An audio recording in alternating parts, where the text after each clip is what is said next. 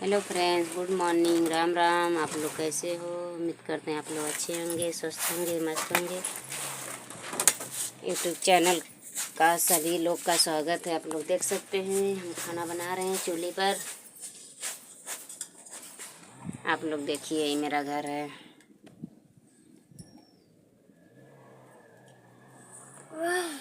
और बताइए आप लोग कैसे हो? प्लीज़ आप लोग सपोर्ट कीजिए हमें भी।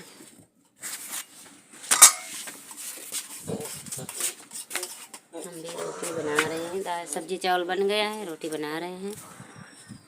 और बताइए आप लोग कैसे हो? कमेंट में बताइएगा आप लोग।